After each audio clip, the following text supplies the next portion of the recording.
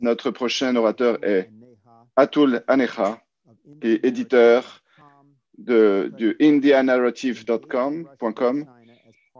Son panel s'intitule « Engager la Russie et la Chine comme une partie du nouvel ordre mondial. Qu'est-ce que l'Inde peut amener ?» Je tiens tout d'abord à remercier l'Institut Schiller de m'avoir invité à cette conférence d'une importance exceptionnelle. Au cours de ces 10 prochaines minutes environ, je parlerai de l'engagement de la Russie et de la Chine dans le cadre d'un nouvel ordre mondial. Donc, qu'est-ce que peut apporter l'Inde? Nous vivons une époque difficile et turbulente, mais néanmoins passionnante. La pandémie Covid-19 n'est pas encore terminée, mais comme les autres pandémies du passé, elle finira par s'arrêter. Alors, à quoi ressemblera le monde post-Covid? Et quel rôle des pays comme l'Inde, la Chine et la Russie joueront-ils dans l'élaboration d'un nouvel ordre mondial? Et plus précisément, quel rôle spécifique l'Inde peut-elle jouer de par son engagement avec la Russie et la Chine? Mesdames et messieurs, permettez-moi de dire tout d'abord que même avant l'apparition du Covid-19, les grandes lignes d'un nouvel ordre mondial étaient visibles de manière assez tangible sous nos yeux.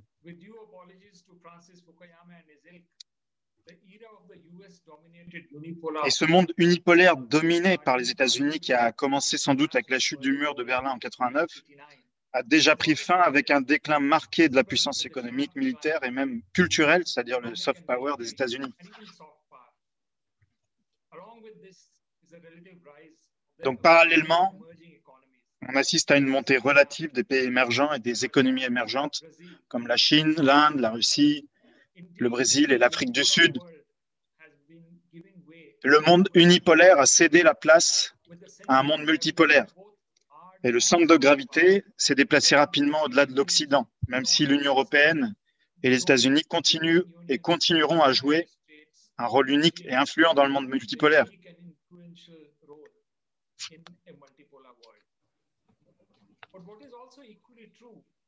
Mais ce qui est tout aussi vrai, c'est que l'Occident ne pourra pas dominer le globe, comme cela avait peut-être été le cas depuis l'aube de la révolution industrielle.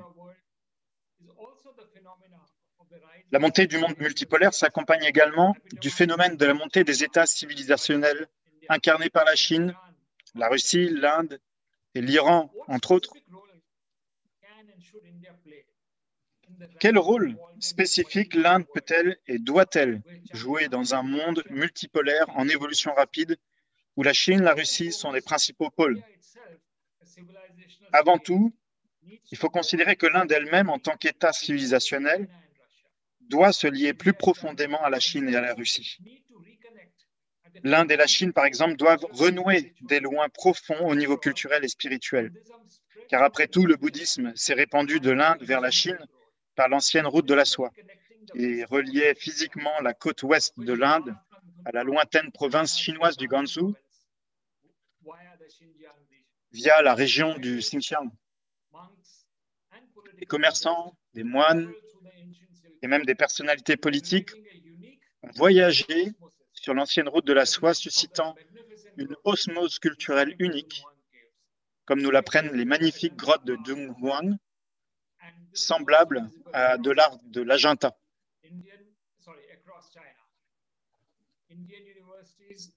Ce phénomène était également visible dans l'ensemble de la Chine. Les universités indiennes telles que Nalanda invitaient des érudits et des moines chinois à approfondir leurs connaissances temporelles et spirituelles sur le bouddhisme. Ayant voyagé à travers plusieurs régions de l'Inde, Xuanzang est devenue la mascotte de l'interperméabilité des cultures indiennes et chinoises.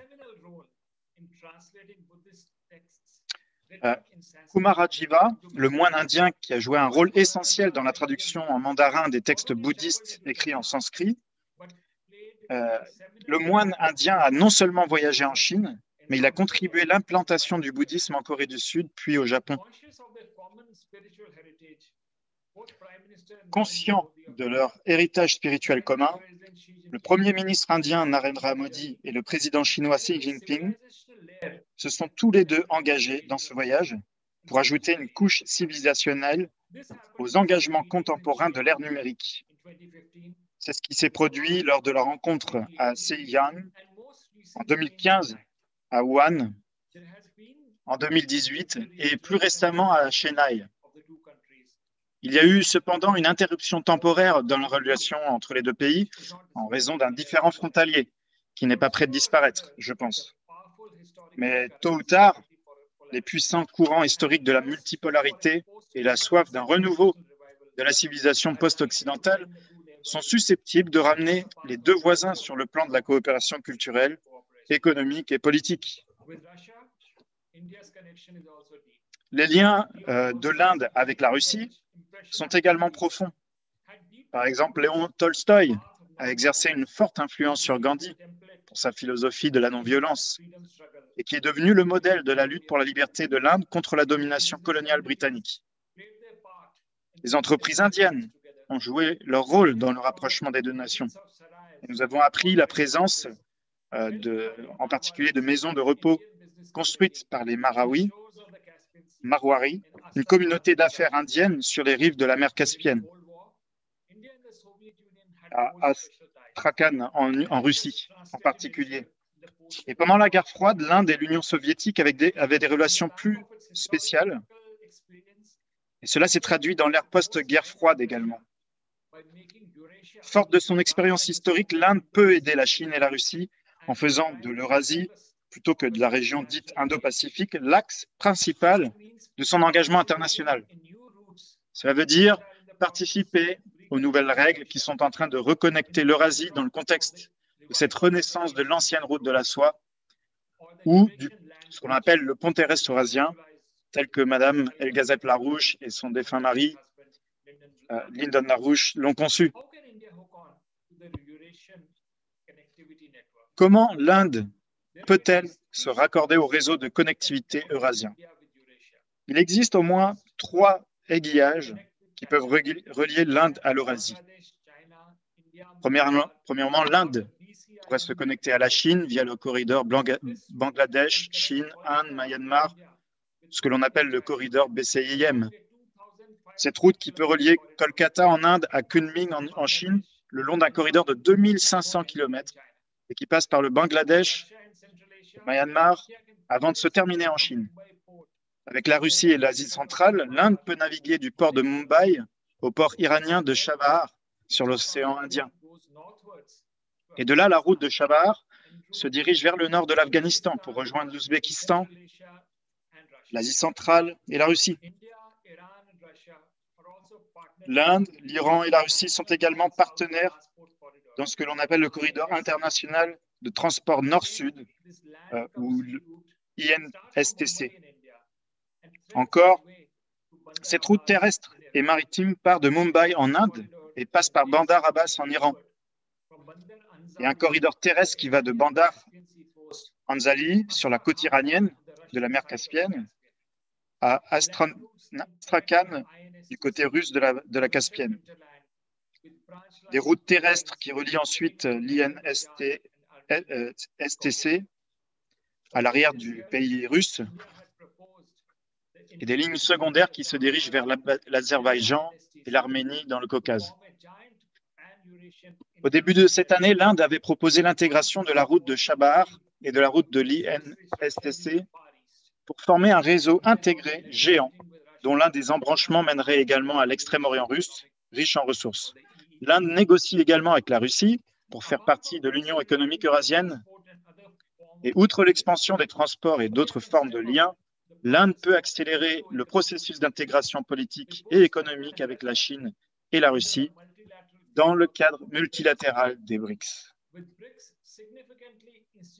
Avec l'institutionnalisation significative des BRICS et avec la formation de la Banque des BRICS basée à Shanghai, ou même la nouvelle banque de développement, l'Inde peut passer à l'étape suivante, non seulement en se rapprochant de la Russie et de la Chine, mais aussi dans d'autres zones géographiques, et notamment en Amérique latine et en Afrique, en observant des liens plus étroits avec 2 poids lourds régionaux, le Brésil en Amérique latine et l'Afrique du Sud en Afrique. Et en progressant dans le cadre des BRICS, il pourrait être possible également d'encourager un ordre mondial des BRICS dans lequel les économies émergentes du monde se retrouvent également à la table de la haute gouvernance mondiale. Donc, au sein des BRICS comme en dehors, l'Inde peut jouer un rôle majeur dans le développement d'un nouvel ordre mondial de santé publique au service de l'humanité entière et pas seulement de l'élite mondiale. Que peut faire l'Inde dans le secteur de la santé qui pourrait bénéficier au monde?